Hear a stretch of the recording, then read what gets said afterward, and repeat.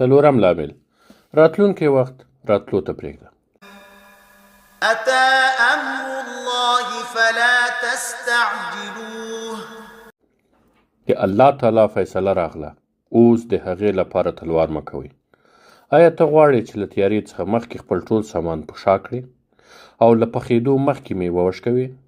یاد ساته، سبا ورځ لا نه ده راغلې. دا ورځ لا تراوسه څه حقیقت نه لري، شتون یې نسته، خوند یې نه دی څکل سوی، رنګ یې نه دی لیدل سوی. نو ولې پرې ځان بوخت کړو او ولې له غمونو او مصیبتونو څخه ځان وویروو؟ سره له دې چې موږ په دې نه پوهیږو چې موږ له سبا ورځې نه مخکې له منځه ځو او که ورته رسیږو، نو له څه سره مخ کیږو؟ خوښي را روانه ده او که ناخوښي؟ او تر ټولو ډیره د پام وړ خبر دا ده چې دغه ورځ په عالم الغیب کې ده، لا تراوسه ځمکې ته نه ده رارسېدلې. موږ د راتلونکي په اړه د خبر ورکولو او په هغې کې خبرو کولو ته اړتیا نه لرو. موږ نسو کولی چې له یو نالیدلي شي څخه تعبیر وکړو. کیدای شي موږ له هغه نالیدلي شي سره هیڅ مخ نسو، یا هغه شی زموږ له ورسېدو وړاندې له منځه لاړ شي.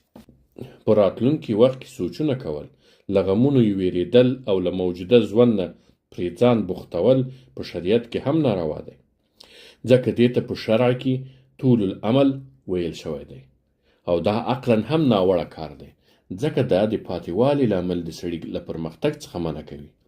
په نړۍ کې ډیر داسې خلک شته چې د راتلونکي وخت د لوږې، ناروغۍ او غمونو په اړه سوچونه کوي. دا ټول د شیطان له مدرسو څخه دي.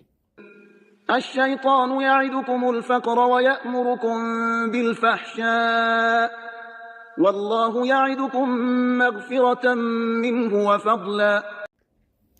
شیطان تاسې له غریبۍ او بېوسۍ ویروي او له دې لارې درته په بې حیا او ناروا کار امر کوي، او الله تعالی تاسې سره د خپلې بښنې او مهربانۍ ژمنې کوي. داسې ډیر خلک شته چې په دې ژاړي چې کیدای شي سبا به ورته څه درد ورسیږي، یا کال پس به ناروغه کیږي او کیدای شي 100 کاله پس به دنیا ورانه سي. بېشک د هغه چا لپاره چې ژوند یې د بل چا په لاس کې دی، نه ده پکار چې ځان په هغه څه کې بوخت کړي چې تر اوسه یې شتون نسته. او هغه څوک چې د خپل مرګ نیټه ورته نه ده معلومه، ولې پر یوه ورک او بې حقیقته شي ځان بوخت کړي؟ سبانۍ ورځ راتلو ته پرېږدئ، په اړه یې پوښتنې مه کوئ او مه یې په اړه سوچونه کوه، ځکه ته باید په نننۍ ورځ ځان بوخت وساتې. دا نااشنا خلک دي د سبا ورځې سوچونو چې د ده په واک کې نه ده د نننۍ ورځې له اهتمام نه ویستلی، سره له دې چې نننۍ ورځ د ده په واک کې ده. دا څه نا اشنا اوږد امید لري.